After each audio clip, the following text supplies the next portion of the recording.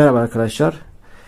Sizlere bugün soğanın bir anda öksürüğümüzü nasıl keseceğini tarif edeceğim.